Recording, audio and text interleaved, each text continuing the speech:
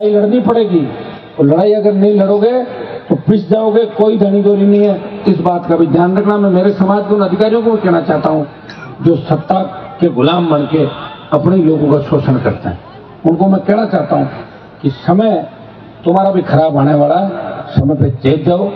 जिन लोगों का आशीर्वाद से आगे बढ़े, जिनके नाम से आगे बढ़े, और कम से कम उनको तो बख्श दो, उनके साथ लूट खसोट मत करो। तुम लोग हर जगह देख रहे हैं 70% लोग अपने ही लोगों की शिकायत करते हैं। ये दुर्भाग्य राजस्थान का, देश का, और विशेषकर हमारे लोगों का, कि अभी भी समझदारी नहीं आई। समझदारी धीरे धीरे आएगी। जो तेजाजी महाराज के मंदिर बनेंगे राजस्थान के अंदर समझदारी आती रहेगी। हमें खुशी इस बात की, गंगानगर, हनुमानगढ़, सीकर, जुन्नू, भरतपुर के अंदर नौजवानों ने करवट ली। बड़ा बदलाव राजस्थान के अंदर आएगा। आप सबको एक दिशा में चल के इस राजस्थान की सत्ता के सिंहासन पर कब्जा करना है और सारा हिसाब किताब करना है। जब भी आपकी तरफ किसी ने आंख उठा के देखा, चाहे राजा हो, चाहे महाराजा हो, चाहे कहीं का हो, चाहे कुछ भी हो, चाहे सीएम हो, पीएम हो, आगे खड़ा मिला, पीठ दिखा के नहीं भागा और आपके सम्मान की लड़ाई राजस्थान में। लूणी वो इलाका है जिस इलाके ने हमेशा संघर्ष देखा। आपके भाग्य में वही आता है जो मेरा आता है। यश नहीं मिलता, जीता देते हो, यश कोई नहीं देता। मैं तैयार करता हूं, सामने भाग जाते हैं। सामने भागने का कारण तो उनका ये होता है कि मैं पैसा नहीं कमा पाती या सुननी नहीं पड़ती मेरी। और सुनाता इसलिए हूं कि मैं आप सबको दिशा देना चाहता हूं। मेरा कोई मकसद नहीं राजनीतिक, अब मेरा राजनीतिक मकसद यही तो है कि मैं समाज के नौजवानों को दिशा दूं, बच्चों का भविष्य कैसे सुरक्षित हो, हम आगे कैसे आए और सत्ता पे हमारा कब्जा कैसे हो, सत्ता के सिंहासन पर कब्जा करें। रोने से कोई राज नहीं देता, राज छीनना पड़ता है। ये तैयार हो जाओ, 28 आपका इंतजार कर रहा है। अब हरियाणा, यूपी, दिल्ली, पंजाब, दिल्ली आपके हाथ से चले गए। अब एकमात्र राज्य राजस्थान है जहां से आप एक नई शुरुआत कर सकते हो, दूसरी जातियों को साथ लेके, और दिल्ली की तरफ आगे बढ़ सकते हो। ये राजस्थान के नौजवानों को कहना चाहूंगा कि जो हालात राजस्थान में बने, एक तो 27 दिन के आंदोलन के बाद एसआई भर्ती को रद्द कराया। सब पता कैसे रद्द हुई, सुप्रीम कोर्ट के अंदर सरकारियां कुछ बोल रही, वहां कुछ बोली। अगर एक 600 लुटेरे थानेदार आ जाते थानों में तो बेच नहीं देता राजस्थान को। क्या इसमें भी जाति हो गई? ये जाति का रूप जाति, अब जाति देकर काम करेंगे हम तो फिर खत्म हो जाएंगे, क्योंकि एक जाति कभी जिम्मेदार हो नहीं सकती, एक जाति से कुछ हो नहीं सकता। पेपर लीक की घटनाएं जो कांग्रेस सरकार में, बीजेपी ने पर्दा डाला, बीजेपी सरकार में लोग गुंडागर्दी हुई, कांग्रेस ने पर्दा डाला। कभी बिजली माफिया आया तो कभी शराब माफिया, कभी भू माफिया तो कभी दूसरा माफिया। इस राजस्थान की जनता की किसने चिंता करी? आज आपने देखा होगा कि एक सांड को किस तरह गाड़ी से मारा, देख लिया आपने? इससे अंदाज लगा लोगों की मानसिकता क्या है। मानसिक रूप से लोग बीमार हो गए, पागल हो गए लोग। और एक गाय की बात करने वाली बीजेपी क्या कर रही है? गाय किस तरह सड़कों पर, कभी ट्रक का एक्सीडेंट होता 10 गाय, कभी 15, कभी अब लंपी वापिस आ गई। पहले भी इनकी सरकार के अंदर आई।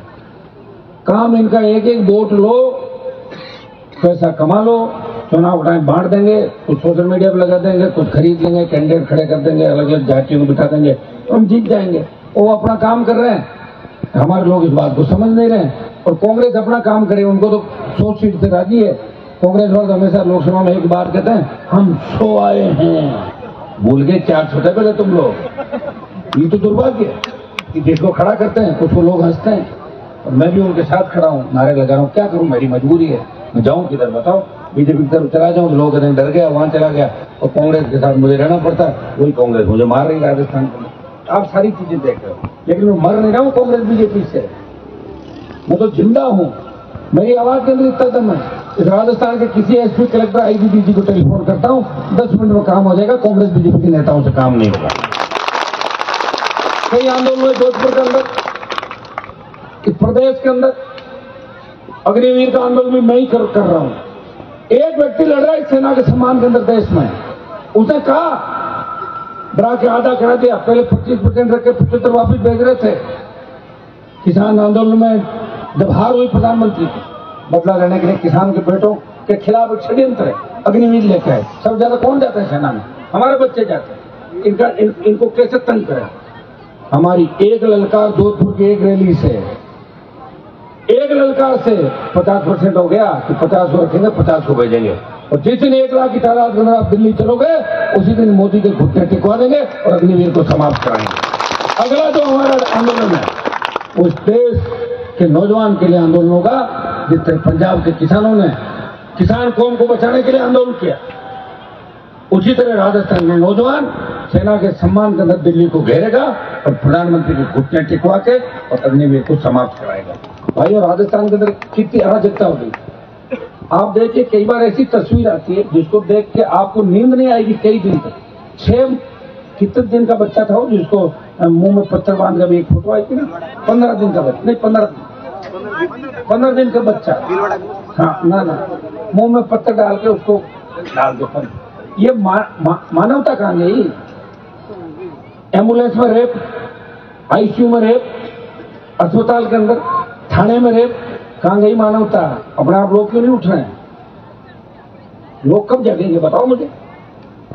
और है क्या यहाँ व्यवस्थाएं? 3 घंटा बरसात हुई, बाढ़ आ गई, 4 घंटा हुई, बाढ़ आ गई, क्या दे रहे हो मुआवजा? 0।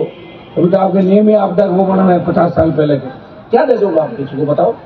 सड़क पर लोग मर रहे हैं, अब लोगों ने भी तय कर लिया, कोई मार गया कोई मरता है, सिर्फ मुआवजा दे दो, बस बॉडी लेके बैठ जाएंगे। ये नहीं कहेंगे कि गिरफ्तार करके अंदर ले जाओ, हमारी पहली मांग। लोग पहले तो मुआवजे वाली दे दो, उसके नौकरी वाली अंदर पड़ेगा, नहीं पड़ा मुलजिम छोड़ो, राजीनामा करना बाद में। तो एक घोर कलयुग है मेरे भाई। कलयुग के अंदर भी एक व्यक्ति लड़ रहा है आपके लिए, जिसने अपना जीवन समर्पित करके लड़ाई। अभी जवानी तो मेरे वापस आएगी नहीं कि 25 साल का हो जाऊंगा मैं, हाँ तो फिर क्यों लड़ूंगा? हो गया लड़ लिया, टाटा बाय बाय, कोई जरूरी नहीं लड़ना। लेकिन मैं लड़ रहा हूं जब मुझे कोई कहता है क्या कर लिया आपने, क्या कर लिया आपके लोगों ने। अभी आपने न्यूज पढ़ी होगी कि सबसे ज्यादा दारू का रेवेन्यू कौन दे रहे हैं? हमारे लोग। शराब पिए और गवर्नमेंट ने पैसा दे, और वही गवर्नमेंट की पुलिस और दूसरे लोग आपको डंडों से पीटते हैं। कितनी ना समझो, समझना होगा। मैं जिस तरह नौजवान नशे के अंदर डूब रहा है, दुर्भाग्य जोधपुर, नागौर, बाड़मेर, शेखावटी अंचल का, कि हमारे बच्चे इसी तरीके का नशा करें और छोटी छोटी बातों में सुसाइड। पता लगता रात को तो ठीक था, बोले साहब नंबर कमा, सुसाइड कर लिया। ये कोई मुद्दा होता है सुसाइड करना? किस बात का सुसाइड बताओ मुझे। सुसाइड तो कायर करता है, मजबूत कभी सुसाइड नहीं करता, कायर मरता है, मजबूत हिम्मत से लड़ता है। ऐसे सुसाइड करने पड़े तो मेरे को 300 बार करना पड़ता। अभी तो कितनी बार? हर पल हर समय झगड़ा, यही करता रहता, दूसरे काम छोड़ देता। मैंने एक बात आपको हमेशा कही, हिम्मत वाले बनो। अगर मुझे मानते हो, मेरा नाम लिख देता, हनुमान जी में न्याय दिलाएंगे, बेनीवाल जी से मैं अपील करता हूँ, तो फिर मुझे पहले बताई दो ना आप सुसाइड क्यों कर रहे हो, मैं मदद कर दूंगा आप लोगों की। बिना बताए मर जाओगे तो मुझे क्या पता लगेगा? मैं भगवान थोड़ी हूँ मुझे पता लगेगा कि रात को कौन मर रहा है कौन आ रहा है, मुझे नहीं पता। हिम्मत रखो, मुझे मानते हो तो ये देखो हनुमान जी ने संघर्ष किया, सत्ता को ठोकर मारी।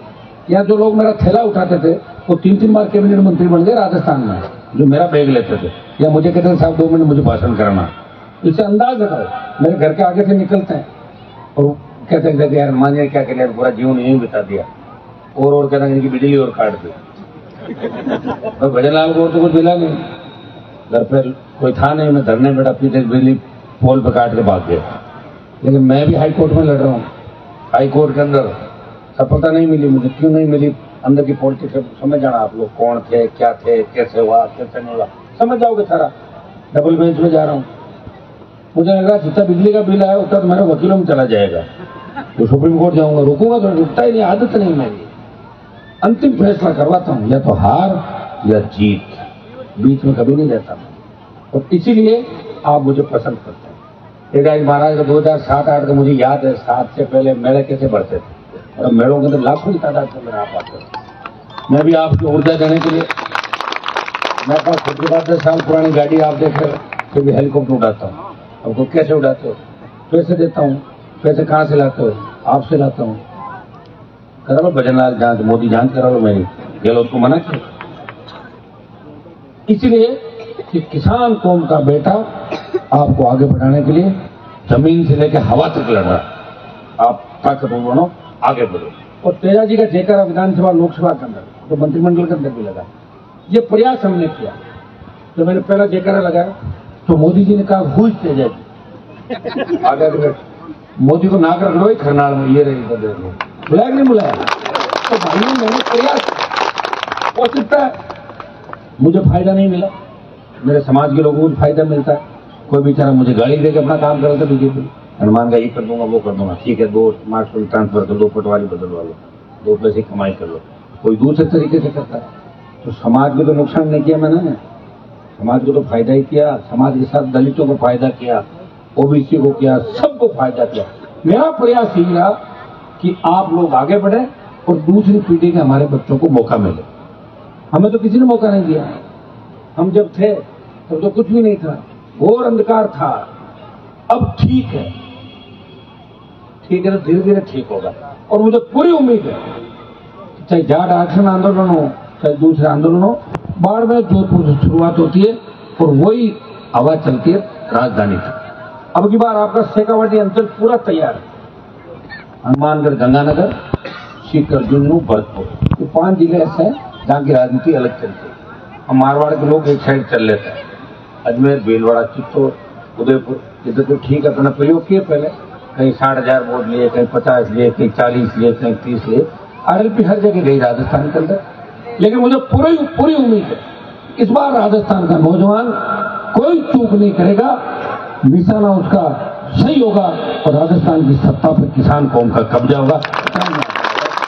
आप लोग तैयार हो जाना। 28 में हमें मजबूती से लड़ना है।